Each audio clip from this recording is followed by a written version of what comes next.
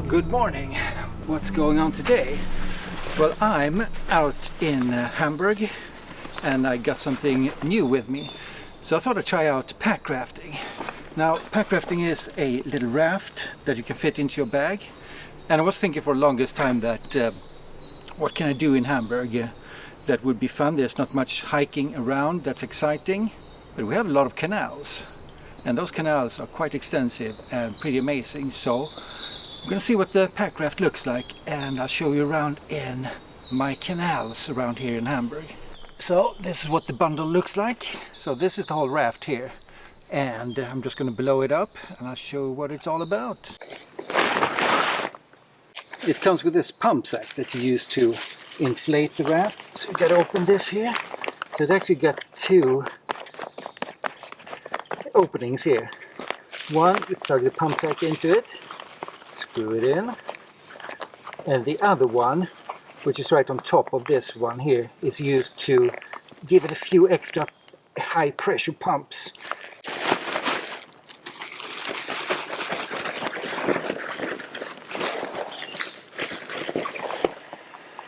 So I've given it a couple of pumps now just to get it slightly inflated, because there are a few extra things you need to attach. So this, well, for normal people it's called a fin. In this world it's called a skeg.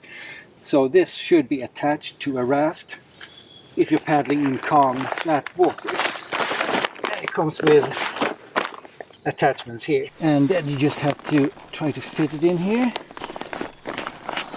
It's a little bit fiddly, but it's not too bad once you get the hang of it. There you go, that's secure. Now this is a seat that goes in here, and you have to blow it up. You got to rest here.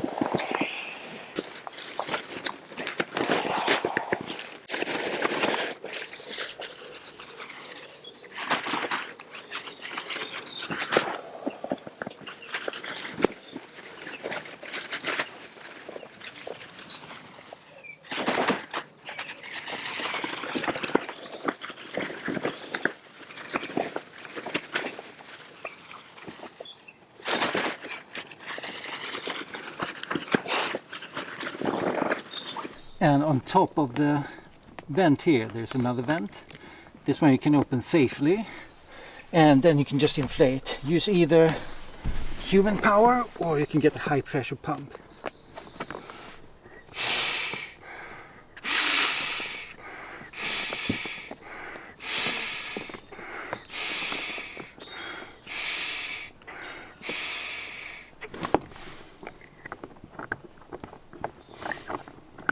So a couple of puffs will do. Now, since your breath is hot and outside and in the water it's cold, you might see some shrinkage when it's been in for a couple of minutes, and then topping it up with a couple of puffs is a good idea. The last thing we need to do is assemble the paddle.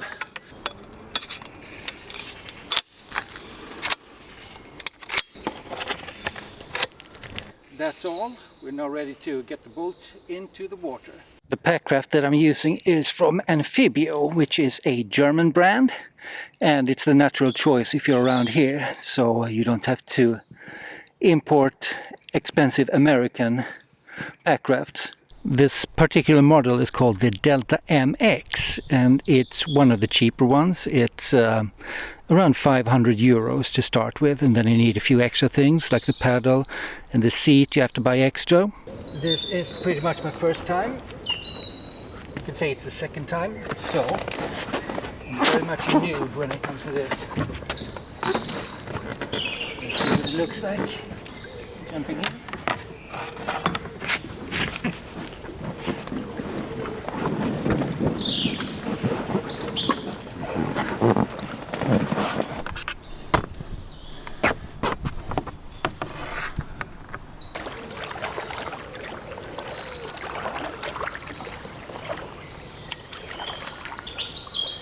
Okay, we are in the boat and now cruising gently down here, and it's a lovely morning in the beginning of summer or late spring.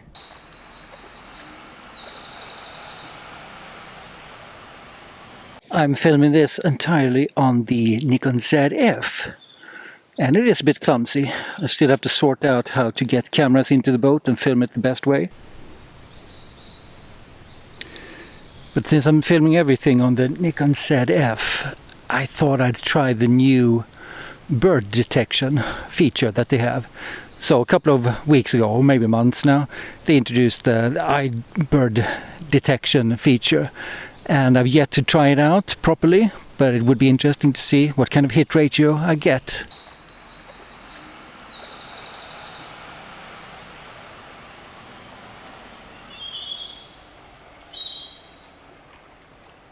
While I'm gently floating down here through the canals, we can talk about pack rafts in general, what I've found out. Now, I'm very new to this as well. I came into it about a month ago. What kicked it off was I saw this YouTube video of a guy who went to New Zealand and did some pack rafting there, and I just thought that looked awesome and I wanted to get into it. So I started looking around, and I found that the go-to brand is the alpaca raft. They pretty much started the whole thing, and they seem to be making the best ones. The designs are just way ahead of everybody else, but they're also super pricey. Sleeping bird here. Maybe I'm too early. I thought they would be up and about. The alpaca raft's cheapest model is around $1,000, which I thought was a bit much. And before you're done getting everything, it's $1,500 at least. Then you got to ship it to Europe and all kinds of taxes. It ends up being a small fortune if you're not careful. So yeah, they got fancy names like the Caribou is $1,000, very basic version, but they do carry bikes, and I thought that looked kind of interesting. Then when you step up a bit, you get to the Gnarwal, which will be good in white water. But there's so much to learn about these things. So what I did, I was starting to look around what else is out there, and there are a couple of other brands. You got the Cocopellis, you got Decathlon's own brand, the Ituit. And you got what I got here. It's the Anfibio, and that was the most tempting one actually. So the Anfibio is a German-made brand, so that means if you are in Europe, that would be the one to go to. It's a lot cheaper just because you don't have to do the taxes. But even then, it's also slightly cheaper than the other ones.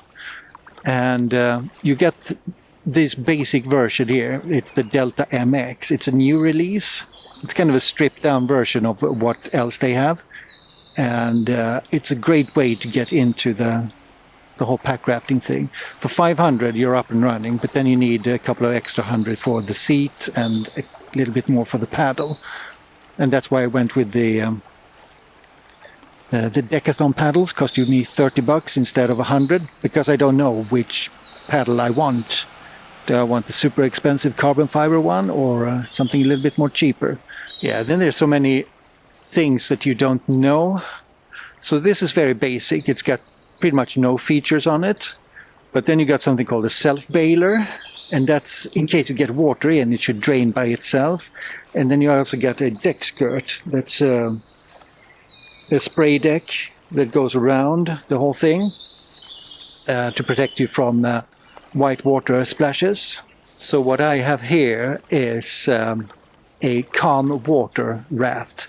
So you can use it in lakes, but also in class 1 streaming water, where it's not too much spray coming up, and maybe even if you're gutsy in class 2. These chicks go up so fast. It was just a couple of days ago when they were super tiny and riding on the back of the mother bird there. I think about this bird autofocus, it does seem to do it most of the time. Just can't be that much gunk on the surface. It seems to be following quite nicely actually. As you might see, it's pretty damn nice here in the canals of Hamburg.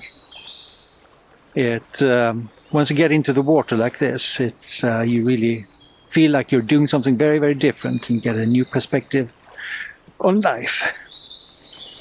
I think it's kind of obvious what the benefits are to photography.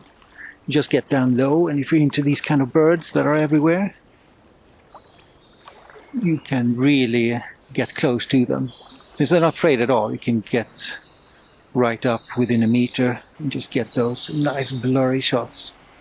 If you check Anfibio's webpage, you will see there's a huge lineup of rafts that you can get. And there are even tinier ones than this, but I think you shouldn't go smaller. It becomes more of a toy then, and maybe it's just for scenarios where you just need to cross a little pool of water or something. So the Delta MX is probably the perfect starter raft, just to get you to know what you actually want to do with this, if it's something you want to do for the future or not. So that's my plan with this. I'm going to try it out now during the summer, and then I'm going to sell it, and then I'm going to see which one I get next. I have my eye on the alpaca narwhal. If I'm get really hooked, I think I can justify spending all that money on a narwhal. But if I'm not, I think I'll just keep this one for occasional paddles in lakes. Maybe I'll pick up fishing or something. The raft from the Anfibio lineup that I was thinking of getting next would have been the Rebel 2K. Now that got a spray deck, but I've seen it in action in Patagonia and a couple of other places, and it looks very, very capable. It can tackle class 3 streams, whitewater. The alpaca narwhal is what they call a self-bailer. So you got these little holes in the bottom where the water can flush out. And it's good for warm water, but if I'm going up to North Sweden, it might not be the perfect choice because you're going to be sitting wet. And yeah, it's cold up north. So I don't know. This is things I'm going to try to figure out and make videos about it and answer those questions if you're interested in pack rafting. Some crazy morning action there. Going on these canals, it's a huge pastime for Hamburgians to do. If you come out to Sunday here, it's kind of packed with kayaks, canoes and all kinds of flotation devices. And you even have restaurants where you can just park your canoe and you can get coffee from holes in the wall along the canals. So I'm really looking forward to paddling around here in the summer. There's my jumping off point. But yeah, if you ever wondered if pack rafting is a good idea or not, I say if you live close enough to some water where you can actually paddle, it's a no-brainer. This feels like one of the more fun things I've done in a long time. It's kind of exciting that new things can pop up like this. Just opens up so many possibilities. Like you can just hike in to rivers and lakes in Scotland or wherever and just start paddling away without a huge penalty to your backpack. Well, it's going to set you back 3 kilos or something. Well, I hope you enjoyed that. I'm going to jump off now.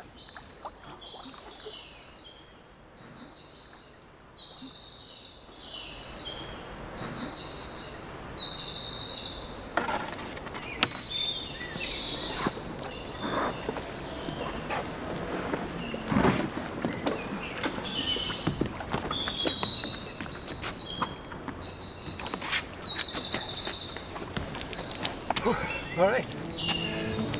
Until next time.